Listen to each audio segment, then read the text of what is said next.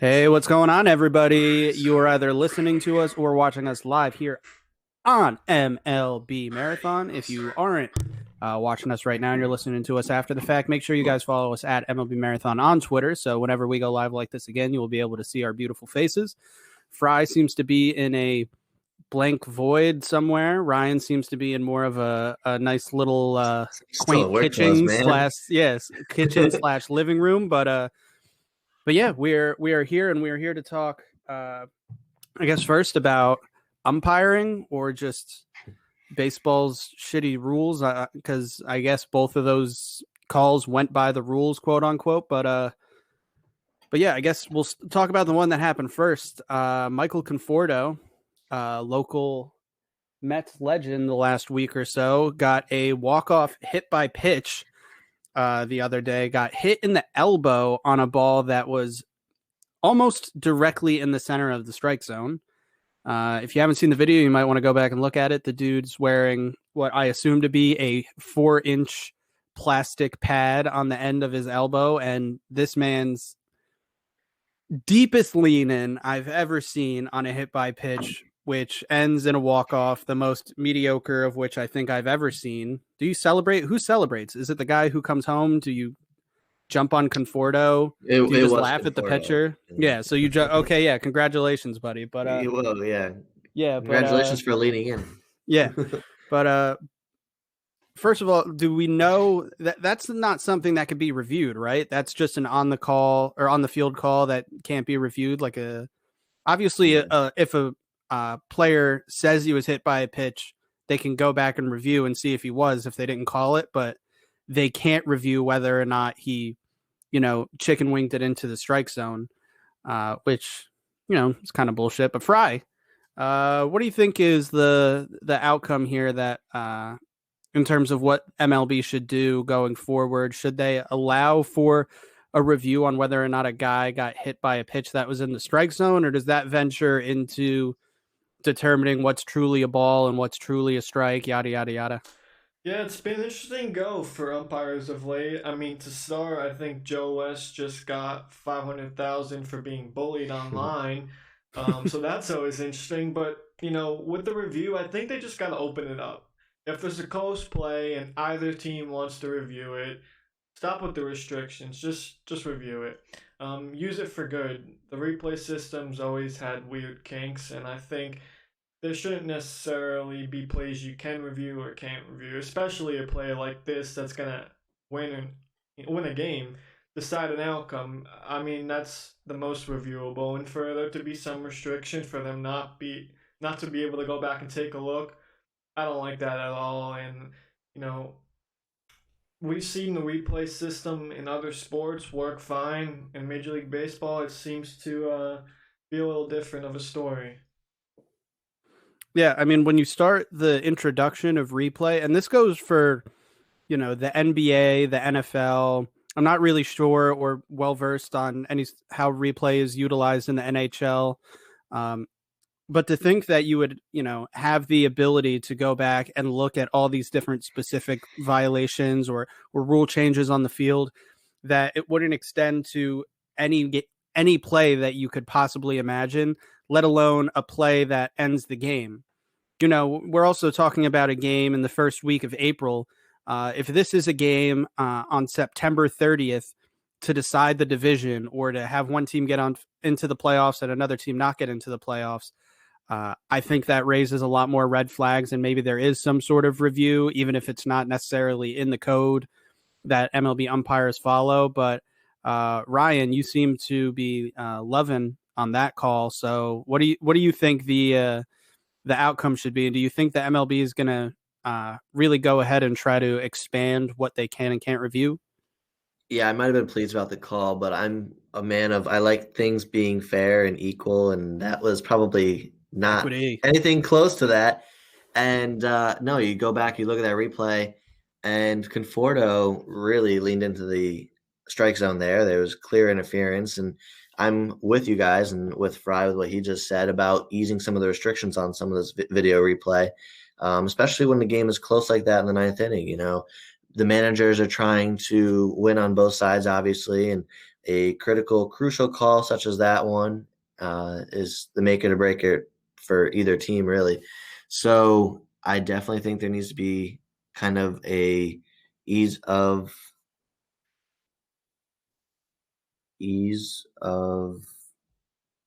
restrictions. Can you hear me? Are you good, Yeah, Ryan? we can hear you. Oh, It okay, looked like you were looking for cue cards or something. my bad. My no, my computer froze, so I'm completely lost. But no, ease of restrictions is what I was saying, and they just kind of need to open it up more for the managers and the players, especially when, like I said, calls are close like that and mean so much at the end of each game.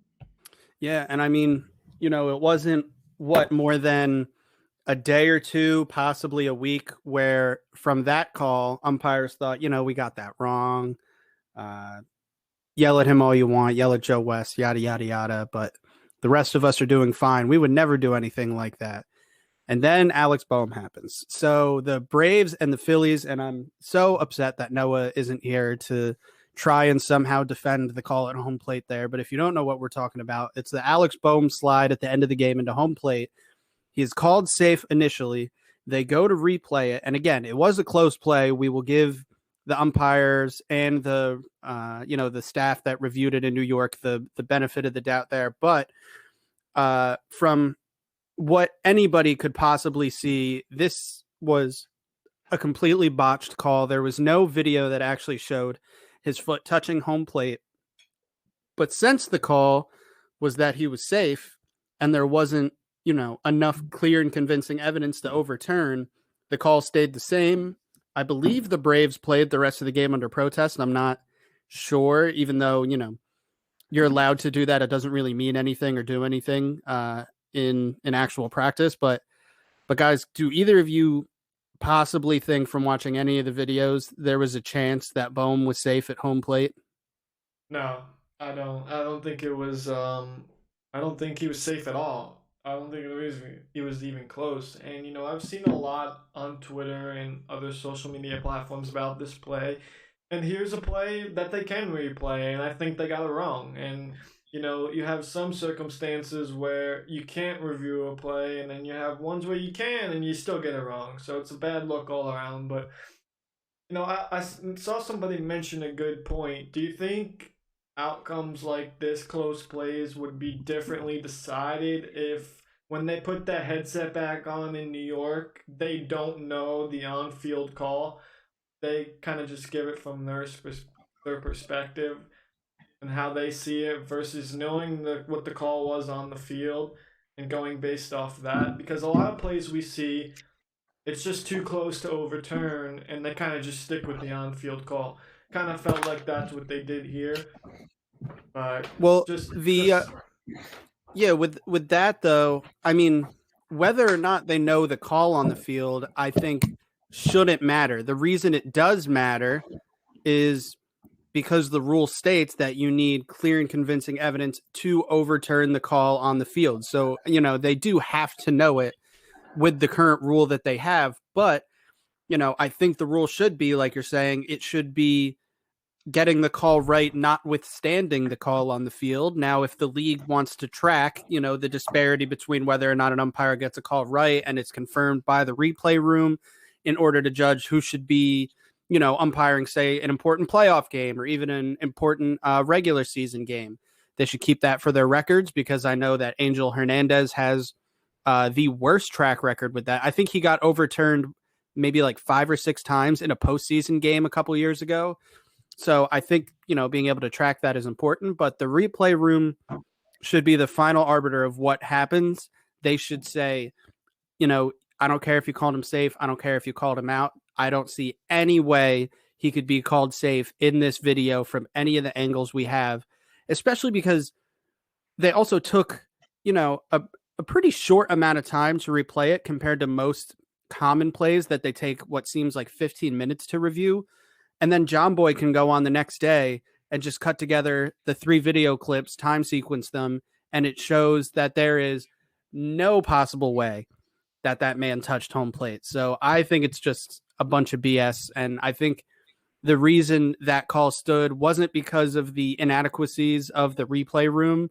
I think it was that they were stuck to what the rules are in terms of implementing what they see in there. But Ryan, do you think that rule might also change? Because again, with all the stuff we've been talking about so far with determining what can be replayed and how replay is applied and whether or not they can change a call notwithstanding the original call, this is all stuff that can come up in the new CBA that the players are going to be negotiating. So do you think the players are going to start pushing harder for things like this in tandem with, say, the universal DH or any of their other demands that they had in their negotiations this offseason? Yeah, I definitely think it's worth them bringing up and at least presenting to the owner's attention, because this is an issue that needs to be addressed and solved sooner rather than later. And if they can negotiate into the CBA, that's all in favor of the players, as well as the managers too. They're doing the managers a favor, just ensuring that these calls are made the way they should be, accurately, and it's not as much on the umpire's fault as what it could be, and it'll fall back on the replays, and it's going to be nice to kind of have that. And if I'm the players too, I mean, I would definitely want this included in the CBA. Look at how many players have kind of spoke out about it and are frustrated with the fact that these video replays are not being used as they should be, especially in, like I was saying earlier, crucial and critical moments of the game. It can really mean the difference between one game in September rather than it could mean, what I'm trying to say is it can mean it could be the difference between getting into the postseason or not, is what I'm trying to spit out. Jeez. So I definitely think it is worth them presenting, like I said, to the owners, having a solid discussion about it and making sure that this happens. Yeah. You Oh, know, Fry? I just wanted to give one of the umpires some credit, and it's not that it changes the outcome or anything about the situation is different, but going back to the Conforto play, I believe it was that same night or the night after, the umpire owned up to it and clearly stated that he missed the call. The And night after, yeah. you don't see that a lot. Not again, not that it changes the outcome, but you got to give him credit for owning up to it. And No. not even a little, because what does that do? I mean, maybe if that happens next time, which the odds of a guy getting up with the bases loaded in a walk-off position and leading into a pitch in that spot of the strike zone again, while that guy's umpiring not only in that game, but behind home plate, is 1,000,000,000 to 1, maybe. So, you know, it's the same thing with, I forget, Joyce or whoever that blew the Galarraga perfect game years ago. Jim Joyce, you know, yeah, Jim Joyce coming on after and, crying, saying he messed up the call. It's not kumbaya, like feel bad stuff. Like, these are baseball games that teams are spending millions of dollars on players on the field. Fans are excited. The emotion on both sides. And, we mentioned, okay, even I mentioned it, it's just an April game or whatever, but the April game, a win or a loss has the same amount of weight as it does later in the season in September when you're fighting for a postseason spot, especially in the NL East, which it's going to be tough this year because everybody in the NL East is playing well. So to lose a game like that really sucks. And to have the umpire, I think it's actually more insulting for the umpire to come out the next day and be like, yeah, you know what? You guys didn't win, but I did my best. Like, no, I'd rather him just be an asshole and stick to his guns and be like, there was no way. There was no way that was a strike. It was a hit by pitch. Like, I mean, either way, it doesn't affect anything. I don't think it's going to make him a better umpire going forward. Like, if you're bad, you're bad. You know how we were talking about suspensions on last episode, and when they're protested, if they actually get Suspend the umpires. Suspend the umpires. Yeah, I mean, umpires should be held accountable, but this play was the game was protested by the Braves, I believe, and I'm hearing myself echo, and it's making me slur words. Anyway, I picked up. One ear off, man. One ear off. The umpires acknowledged the outcome of the game.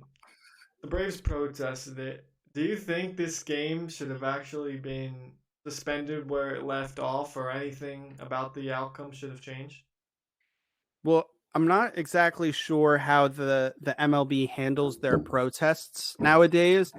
I know that back in the day you could suspend play and get some sort of word from the league on whether or not, like, I think it was prior to replays and stuff like that, but I think now, especially with replays, playing a game under protest pretty much just means that the league can go back and change the outcome only if it was overwhelmingly, like, if it was going to be a walk-off and say it didn't actually occur, the league might say, we're taking away that win, or that game just is going to go in as, say, like a draw. Nobody actually won that game because we can't determine who would win.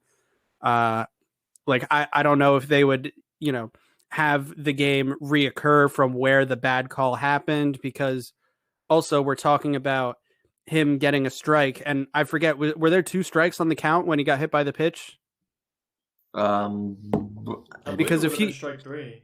If it wasn't strike 3, so. if it wasn't strike 3 and the rest of the at bat goes on, he could have got hit by another pitch. He could have ended up just getting a single, or could have struck it out if it was strike 3. So I think playing a game under protest doesn't really have a lot of meaning to it, to be 1,000% honest. But I don't know. But I like the idea of suspending umpires. This seems like a good idea. I mean, they want to have the ego and the spotlight of players with the way they throw people out for just questioning what they do and yelling at them from 500 feet away. Well, if you want to have all that authority on the field, you should also be able to get suspended more often. When do we ever hear of an umpire getting suspended for doing a terrible job that affects the jobs of 50 plus other people that are on both teams? It's like failing a test. You don't get to you don't get to make it back up. It's like you should be kind of held accountable. Yeah, but also when you're taking a test, it only affects you. It's like you're doing a job that affects the hard work and group project, pure athleticism of all these other guys on the field. Yeah. So yeah, it's a bunch of BS, because also you get mad about one game, but then if you dive into the umpires like that, their track record, you could go back and find hundreds of other mistakes that just flew under the radar that also could have had major effects that nobody even remembers. But listen, if you're an umpire and people know your name, you're a bad umpire. That's usually how it goes. But I guess quick change of topic here. I want to get into the standings as they are right now. I know there's games going on as we're recording this for later listeners, but I want to quick get a word in about something I brought up before we went live here on the podcast. I think it was Joel Sherman or somebody. It was Joel Sherman on MLB Network today.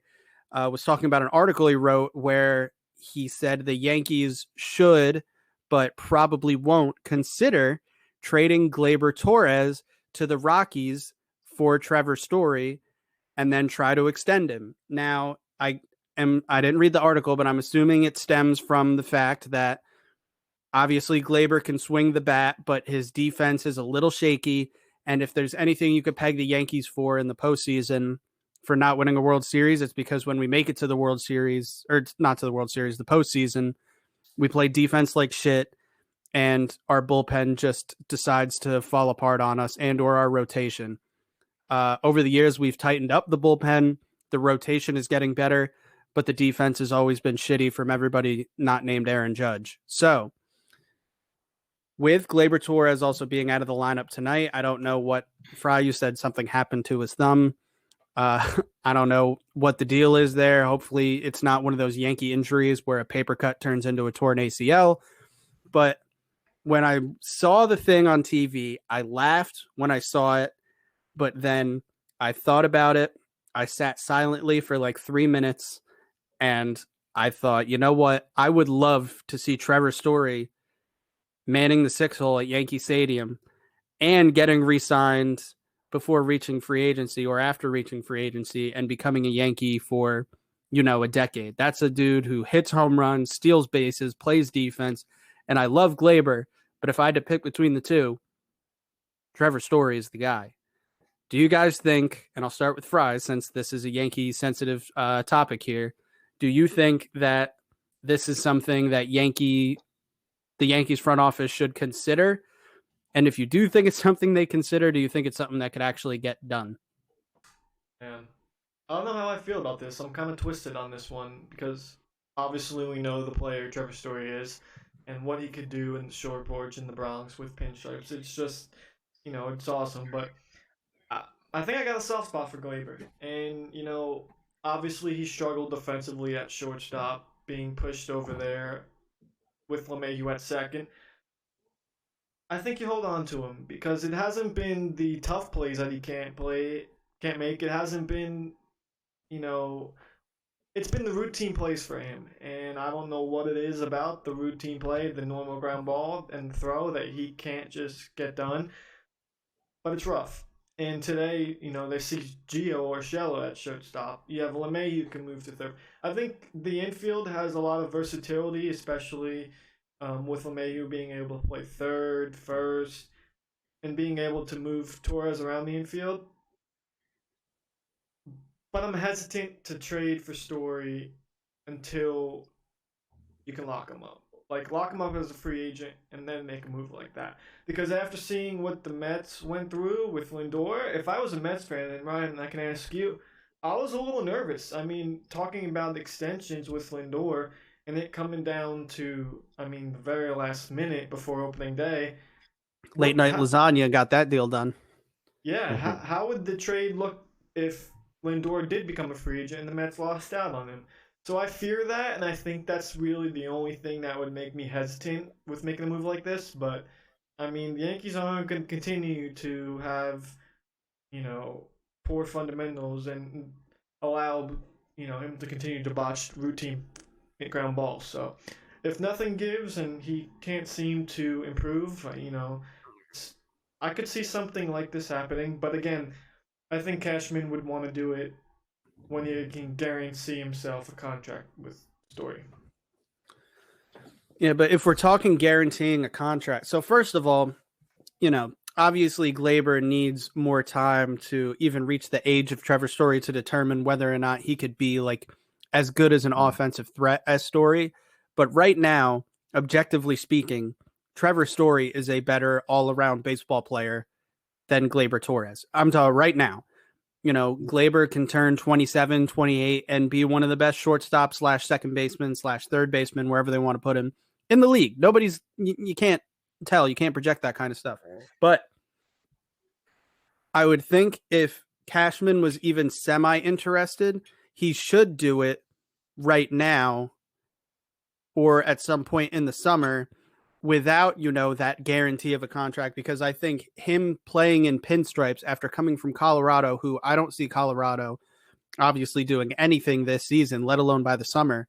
So if you could pluck Trevor Story out of Colorado, put him in Yankee Stadium in pinstripes next to his old double play partner who he played with LeMahieu for 3 years, I think you can kind of get him to fall in love with New York and then give him the money bag at the end of the season.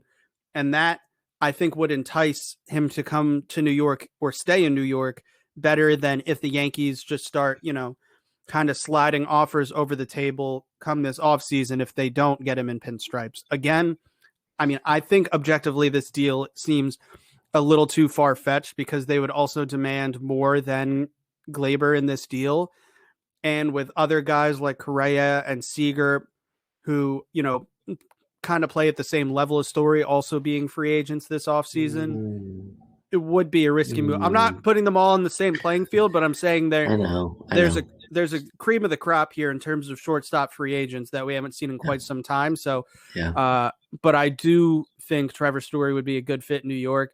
I would hate to see Glaber go, but if this is a deal that happened, I don't think I would necessarily be upset about it either. But yeah, Ryan, obviously as the resident Met supporter in this channel right here, obviously they got the deal done with Lindor, took till the edge of it, and you gave up a little bit to get him in that trade. So do you think this is a move the Yankees should be looking at, or should they also, try to start being a little more fiscally conservative with guys like Judge, and if they're going to keep a guy like Torres or other pitchers in their system, they're going to have to pay them eventually. So what do you think they should do here? What do you think their options are going to be? It's still way too early, I think, in the season to kind of pinpoint whether or not we can see Trevor Story in pinstripes, but um, it's going to be a tough call for Brian Cashman, that's for sure. You know, you look at Story's numbers through his 28-year-old season, and he's only hitting a career 277 with 134 home runs. Yeah, he's obviously, I would say, like you said, Matt, the better player right now as compared to Torres, but I still think Torres is still so young, which is another point that you mentioned on earlier. But then again, you brought up that last point, which kind of makes me think a lot too, and that are the Yankees trying to be financially conservative? Because if you look at it, they do have the Judge contract coming up soon. Sanchez is right there with him. I'm sure they're going to have conversations where what are their plan Bs if they don't decide to keep those guys, and then you could turn to somebody like Story as soon as this offseason, as soon as July, and try and make the move for somebody like Story. Do I think Cashman? Do I think Cashman makes the move? It's still way too early to tell, but can I see something like this happening where the Yankees are right there in contention and need stronger defense up the middle and a solid bat in the lineup, which looks right now to be the kind of the case.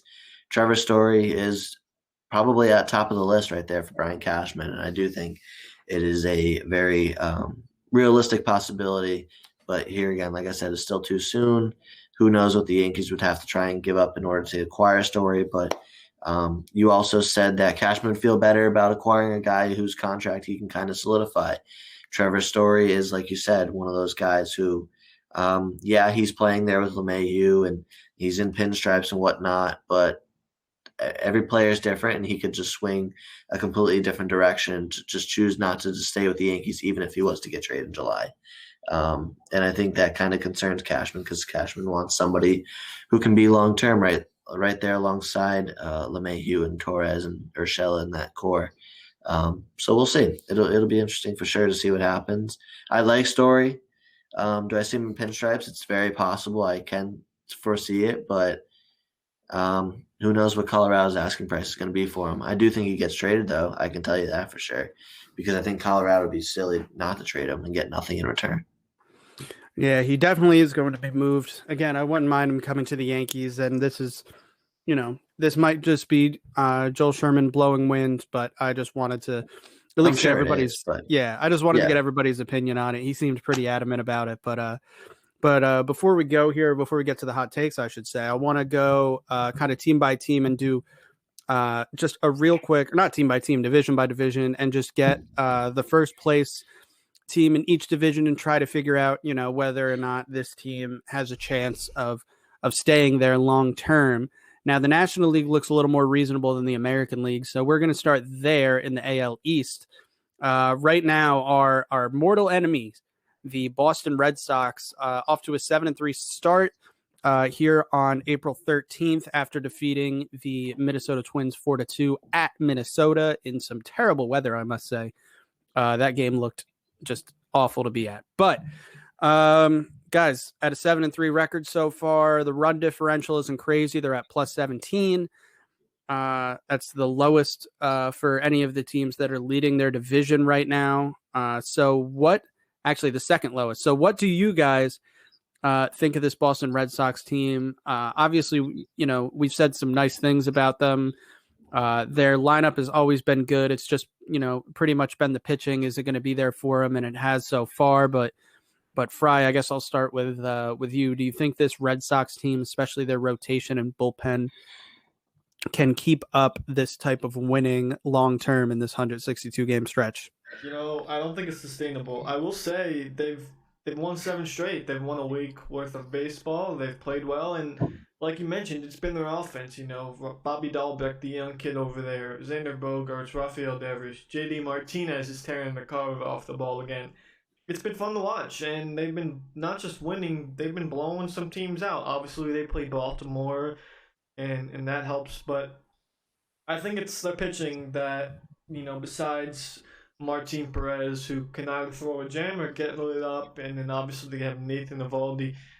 There's not much over there that I think they can sustain a position like they have in the American League East. Put them in the NL Central, and it's a different story. but I think the AL East is just a little too competitive for them to remain a first place team. I do see them better than the Rays, probably a third place at finish. And, if they can continue to play good baseball like they are, I see them as a potential wild card, but nothing more than that. And that's trying to put all bias aside. Yeah, I think if they were to try and build off what they're doing right now and make any sort of push for the postseason and just to have a successful season in general, I think they are going to have to try to find some sort of trade acquisition or pull up some pitcher from the minor that's an amazing prospect that we just haven't heard about. But I haven't heard anything on that front. I know their farm system is not doing particularly well right now in terms of where they're ranked compared to the rest of baseball. So it might be a stretch for them to get pitching help. I know Chris Sale is somewhere over the horizon. Nobody knows where. Apparently, Ryan said he's throwing, but there doesn't seem to be a timetable on that. And especially, I was mentioning with the way that he throws at that weird sidearm angle, it's going to be hard to judge how to properly bring him back anyways. And the risk of injury is always going to be there. I mean, the dude's like 115 pounds soaking wet and throws at this weird sidearm motion 98 miles an hour and then an 88-mile-an-hour slider. So if they do get him back, he's obviously a weapon that could propel them on a run. But if your goal of the season is to just play and hope that Sale can come back and be Sale at some point, I don't think that's going to work out for the Red Sox. But Ryan, you think this team is all that, or do you think they're kind of just sailing on a first week high that's going to crash pretty soon? I'm not a true believer in the Red Sox just yet.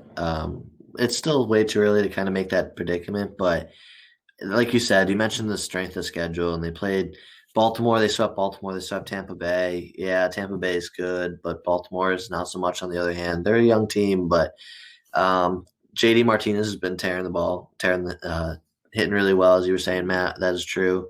I could see JD sustaining that, but I'm not a true believer in this team as a whole.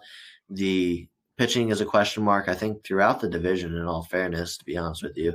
And it's going to come down to, like you said, either who gets called up late in the season, makes an immediate impact, or via trade acquisitions for one of these teams. I think there's question marks throughout just about all these teams, Toronto, the Yankees, even the Rays and the Red Sox. There's just pitching question marks all the way around. And it's going to come down to the middle of the summer, the dog days of summer, and determining which players are going to make the most immediate impact, whether that, like I said, be trades or through the minors. We'll see. But I'm not a true believer in Boston.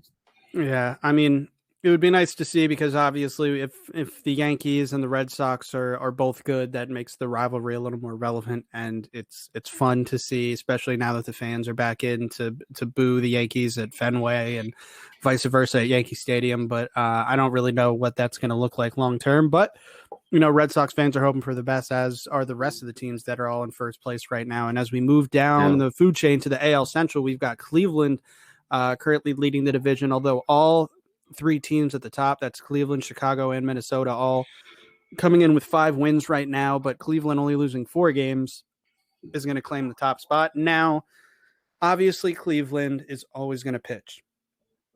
The question is whether they were going to hit. After trading Lindor, obviously you still have Ramirez, you still have Fremel Reyes, I never know how to say his name. That is going to be a menace in that lineup, but they have been getting help here and there. They've had guys spot start in the lineup, and they're coming up with some clutch hits. They've pieced together some wins. They dropped a couple rough one to the Tigers the first couple games of the season, but they've picked it up since then, relying on that pitching. But personally, I don't think this is a team that obviously, I don't think they're going to be in first place. I also don't think they're really even going to be in the hunt for the postseason compared to the rest of not just the AL Central, but the American League in general. I think the wild cards are going to be coming at either the West or the East or both. So I think the AL Central is going to be a winner-take-all division that Cleveland is not going to win. But Fry, you think there's any chance Cleveland either stays on top for 162 or finds a way to still make the postseason from below that number 1 spot? No, I'm right there with you. I think, They can always pitch. They've always been able to do that. But when I look at the American League as a whole, I see this division, and I think this is the most. This is the division that's going to change. You know, obviously with Anaheim in first over there in the West, we'll get to them in the second. Boston in the East.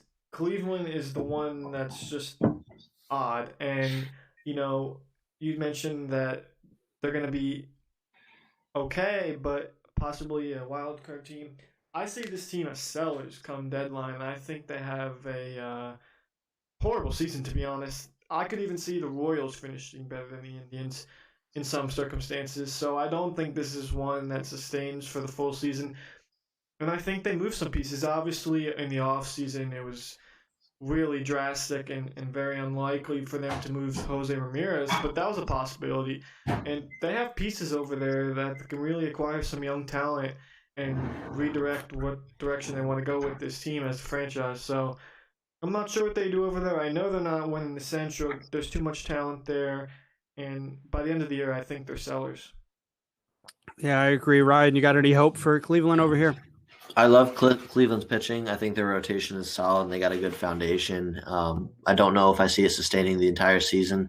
There's question marks with up and down that lineup for me with Cleveland.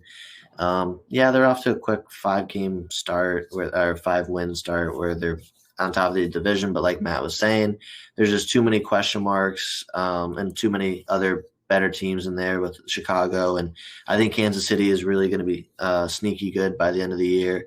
And Minnesota even too. Minnesota's not a team to mess around with either. It's been kind of fun watching Byron Buxton kind of hit his stride so far early this season. I mean, I know you guys might want to touch on that as well. It finally looks like he's getting it all together. And then I don't know how much you guys have mentioned it in the past already, but the fun story out of Detroit is with Akil Baddoo. This kid has been hitting really well so far, the rookie for them.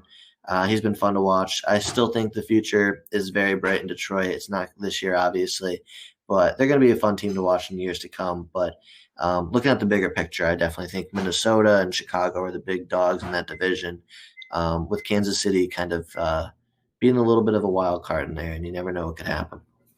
Yeah, I mean, if we're talking about, teams projected to be bottom feeders, quote unquote, I think Kansas City definitely seems a little more poised to jump out and take a run in this division than necessarily Detroit. But, Detroit has the pitching that Kansas City needs, and the Royals have the lineup that the Tigers need right now. So that's a very fair statement. If they were allowed to just, merge together and form some team in between Kansas City and Detroit, I think, they could make a run at this division. But yeah, I think Chicago. Yeah. I think Chicago and Minnesota are just going to be the big dogs here running away. But you did mention, or Fry mentioned before, that the Angels moving down to the West are in first place there, and I like even though Houston has been running that division for a while, Oakland's had their runs up there. The Angels have not been at the top of this division in a while, so Mike Trout has not been in the postseason in a while. So it would be really nice, and especially like at a 7-3 record, that's pretty good. I mean, the Indians are on top in their division, but they're barely over 500. The Angels are not only winning, but they're winning very close games. We mentioned the Red Sox run differential, but the Angels have a +2 run differential, which means they are squeezing through the little mouse hole at the end of these games and somehow winning, getting walk-offs, closing out one-run games. So this is a team that everyone loves to see. Obviously, Shohei Ohtani is just everything and more you could ask for as a baseball fan. The dude hit 119-mile-an-hour ball off the bat for only a double against Kansas City the other night, making him only the 5th player in the StatCast era to hit a ball that hard.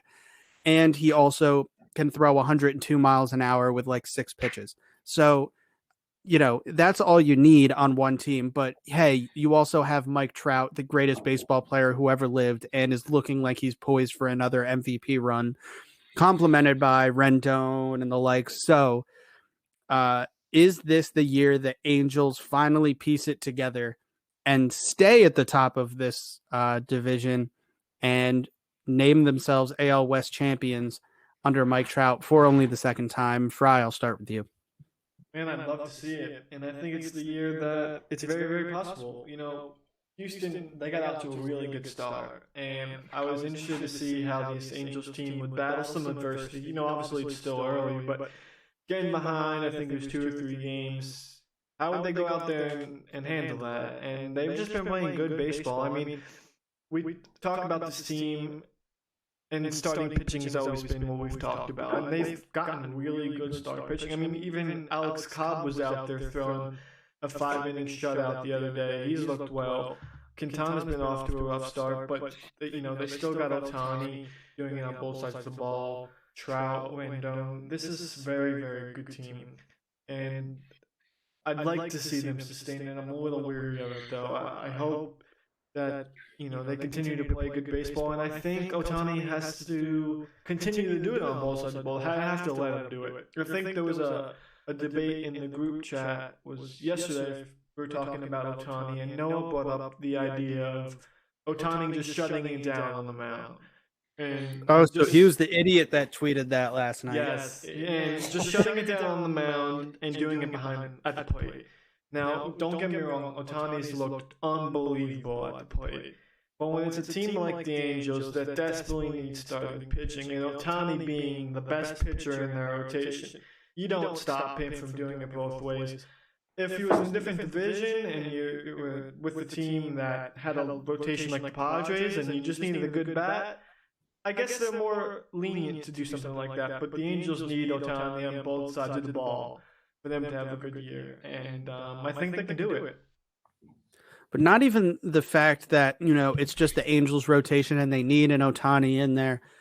I think because obviously with him hitting and the way they add him into the rotation every so often, he's probably not going to start a full 33 games as a starting pitcher. But if he was to do that, I think he has the stuff to be a top 10 pitcher in all of baseball. So this isn't just an Angels need pitching help situation. I think, any team he walks onto, obviously he's going to be able to hit, but I think he could also find his way into the 2 or the 1 spot in any rotation in baseball if this man is on his game and healthy.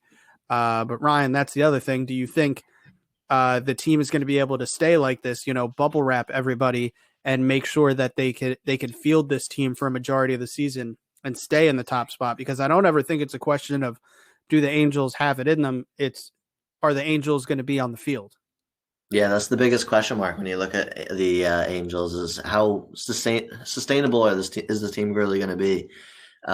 There's question marks health-wise, obviously, with Ohtani and Rendon and stuff like that. But, you look past that, and when they finally have a full, healthy team, this team is, I think, a legitimate contender this year. I do think they can kind of keep up with Houston. I think Houston's going to be the lead runner in that division. And Oakland seems to start off slow and pick it up, but they lost some key pieces in free agency that I think a lot of people are forgetting about. And the Athletics may not be as strong as what we thought they might have been. So I definitely think that opens the door for the Angels to come in and take control a little bit of this division and kind of mess around with Houston, because here again, Houston's another team that lost some pieces, and they're down Verlander this year, which is huge for them. And having Springer out of that lineup, like I said, having all these kind of deductions from both Houston and Oakland really kind of opens that door for the Angels. And like we said, the biggest question is the sustainability of their players. So it'll be fun to watch. Just real quick, you mentioned Oakland. I think it helps them a lot. The Angels, Oakland's been off to a horrible start, and whether that stays to be the case, having one team out of the way, having Oakland in the back door, behind them, and just having to worry about the Astros really helps the Angels. I think it even gives the Angels a better chance of making the postseason, whether it's division or wild card. Oakland would be one of those teams that gets in their way, and they haven't looked to have it at all on any side of the ball this year. So that definitely helps the Trout to the playoffs. Yeah, it really does. I agree. Yeah, and I mean, we could slide down to the National League, but I guess we should kind of preface this part of the conversation by saying, obviously, the Dodgers are in first place in the West. They're, just a half a game above San Diego, but we've already done so many arguments about whether or not San Diego or LA is going to win that division. Nobody else in that division is going to catch either one of them. So the main divisions we should focus on here are the guys leading the East and the Central. And before we get to the East, where Philadelphia is leading, I want to start this off with the Central, because honestly, I think this is it's probably tied with Boston for the biggest surprise so far through this first week and a half, is the fact that the Cincinnati Reds are not only leading the division, they have a 7-3 record. That's one of the better ones in baseball. And they have a plus 23 run differential. That's the same as the Dodgers, who are 8-2, dominating the West. So what the hell is Cincinnati doing? How are they doing it? And will they do it for the rest of the season? Obviously, Nick Castellanos is off to an absolute tear. He's screaming in people's faces. He's getting suspended. He's hitting solo home runs. The pitching has never really seemed to be a problem in Cincinnati, and the lineup is finally clicking together. Do you think this is something that's going to sustain? Because obviously this is a weak division. The Cubs are off to a terrible start. I saw some stat before. They have the least amount of hits through the first 10 games of the season, or they're second on that list. The 2003 Detroit Tigers are at the top of the list, but the Cubs are second place on that list for fewest hits through the first 10 games of a season. And obviously every other team on that list finished with a terrible record, and the Cubs are off to a 4-6 start. So do you think this is the time for the Cincinnati Reds to pounce on the division and possibly win the NL Central title? I'll start with Fry. Yeah, I really do. And when I think of this Reds team, I think of what we've seen so far, and this is exactly what we expected of the Reds last year. You know, they made the postseason and obviously got obliterated by the Braves, but it was their offense that was non-existent. And this is the offense that team had expected to produce, and they just didn't have that.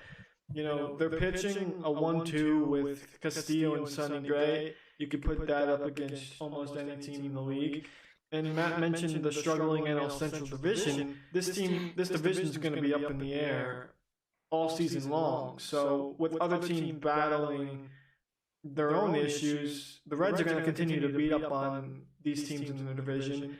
And I'm not sure if they're going to be able to withhold, the Cardinals and get the division, but I definitely see the Reds being a playoff team again in 2021 and having it on both sides of the ball this year, pitching and offense, because this Reds team could have gone so much further last season if they had the offense that they have now. Now, mind you, too, through these first 10 games that Cincinnati has played, all these have been without Sonny Gray, too. Yeah. Sonny Gray has been hurt, so that's kind of something. And that's with one blow-up Castillo start as well. His first start of the season did not go well. He locked it in the next one, but yeah, the rest of the rotation besides that game has been absolutely terrific, which leads to that huge run differential that they have. Yeah. But yeah, I mean, I personally like St. Louis in this division, but I think Cincinnati and Milwaukee are poised for upset alert come the end of the season. I think if there is going to be a black sheep in this division, it's going to be Milwaukee. I like the fact that people have kind of just been writing them off for the last season and a half. They've built a nice young core that plays defense, pitches well, and wins scrappy games. They remind me, the lineup they built kind of reminds me of the 2014-2015 Royals team. The way each player complements each other. So I think that the Brewers do have a shot. Cincinnati, I mean, if this is what they're going to do, because this isn't a team like some of the other teams we've been talking about where, if you watch their games, you could see, they got a little lucky there, or that guy just had a bad night. I mean, they're going out there and they're knocking people's teeth in. So they're really showing that they are the dominant team on the field when they've played through the first week and a half here. So, I mean, if this is something that can be sustained, no injuries, no slumps from this lineup, I wouldn't necessarily put it past them to go on a good run for the rest of the season, especially when the ball starts flying at a Great American Ballpark when summer hits Cincinnati. But guys, last team here Philadelphia Phillies out of the National League East. I know somebody, if they were here, would be saying a lot about this, saying, "Oh, of course, yeah, Philadelphia is going to be number one for the." Okay, I'm falling asleep. Are they going to be the team on top of this division? I think I know everybody's answers, but I would like to hear why. So, Fry, let's start with you. I'd love to see it. I think when the Philadelphia Phillies are in the postseason, baseball's better. I just don't see it this year. And I think the team that takes them for the division is the Braves. Now, they've gotten off to a slow start, and I don't think that continues. But, I will give the Phillies some credit. On every side of the ball, even in the bullpen, they've looked great. Despite just blowing the game to the Ryan's Mets this evening, their bullpen's been phenomenal. And the changes they made in the offseason's really helped them. And I think that's been the difference in even some of these games early on. What could have been the difference last year. But I think the Braves are too good. Obviously with MVP Freeman over there and their really, really young, solid rotation. I still see them as my favorite. I will say the Phillies are going to be right up their ass. This is going to be a close division, Braves, Phillies, and Mets all season long. And either the Phillies or the Mets are going to get the short end of the stick and lose out on the wild card spot. But I just don't see the Phillies winning the division. Yeah, Ryan, what about you? I think Yeah. I think I got a key into your thoughts as well. Yeah, I'm gonna have to say no on this one, as expected. Philly made some improvements on their bullpen. I get it in the offseason, but I really don't know if I see it being enough to kind of lead them into the division as front runners to win it. I still think Atlanta is the strongest team in that division. And the Mets will be the Mets at times, but I think times are changing slowly. All bias aside, I do think they're a solid team on paper. It's just going to be dependent on how well they perform on the field. The team chemistry needs to come together at some point sooner rather than later. But Philly's offense is clicking right now, and it will be for most of the season. They're going to be right there with Atlanta and New York the entire way. So they could play deep into the season as leaders in this division, but I don't think it's going to sustain. And I think Miami and Washington are going to play spoiler. And between the Mets, Phillies, and Braves, whoever loses the least amount of games to those two teams will come out on top of this division. Yeah, personally, I like when Philadelphia succeeds. It's not just the additions to the bullpen. Their lineup has looked really well against pretty good teams. They've beat the Mets, who everyone was so big on. They've beat the Braves. So they've won good games against opponents they need to beat going forward in the season. Again, do we know what it's going to be like 162 games from now? But just because Noah's not here, I'm going to give them the benefit of the doubt and say, yes, the Phillies are amazing. They're going to win. I mean, shout out to Noah. Yeah, Aaron Nola and Zach Wheeler, two really good pitchers. And obviously, I think Nola's definitely a Cy Young candidate at times during the season. You definitely see promise in him. He's definitely a front runner sometimes for that division, but Jacob deGrom was just Jacob deGrom. But and their offense looks really good, but I don't know if I can see it happening. Yeah, me neither. But guys, real quick, wrap it up here with some hot takes. I'll give you guys a second just in case you don't got one. My hot take here for the week is that the Kansas City Royals will win the second wild card spot. Wow. I like them. I like that pick. Doesn't matter if it happens or not, but I like it. Strengthen this take. Who do you see finishing ahead of them with the first wild card spot? Toronto Blue Jays. Okay, so we have Trout not in the playoffs, or are they winning? They win the division. Okay, they win the division. Okay, I can get behind that. Yeah, Houston and Oakland, just pack your shit, get out. I think the Royals have really looked well, and that lineup can definitely do some damage. I think again it would be the pitching and seeing how that holds up. But my hot take last episode, I believe, was something along the lines of seeing Vlad have an MVP season. and I'm gonna go with something similar, a little different. I'm gonna go Cy Young here, and I'm gonna go in the National League. I think it's Blake Snell. You know, he's had a pretty good start over there in San Diego, and I really just always like Blake Snell stuff. He's always been able to compete, especially in the AL East against that tough division. And he's not going to a division that's any easier. I think he's going to be really comfortable over there. He's going to have, such a rotational work behind, obviously with, Darvish and Musgrove. Snell didn't even make it out of the first inning against the Pirates. I know. I was just going to say that. Oh, well, I guess as we're giving him praise. I guess it's a bad time to have this take, but I think if given the leash, this has always been a guy that could have another Cy Young season, like the one he did over in the American League. Yeah, I mean, maybe if he shakes off this one, I don't know if he's hurt or because 3 runs in the first inning doesn't necessarily mean that you don't even get to pitch 3 outs. So hopefully he's not injured or anything. That would kind of be a bummer. But yeah, Ryan. All right, up to you. Don't injure anybody with your hot take here or jinx them. I really hope not, because I like what I've seen from those players so far.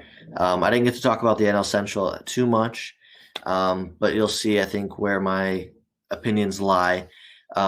Matt, I'm going to counter your hot take there, and instead of Blake Snell, I believe Corbin Burns is going to finish in the top 3 for NL Cy Young this year. I've loved seeing through the first 2 starts. He pitches again tomorrow. Corbin Burns and what he has done.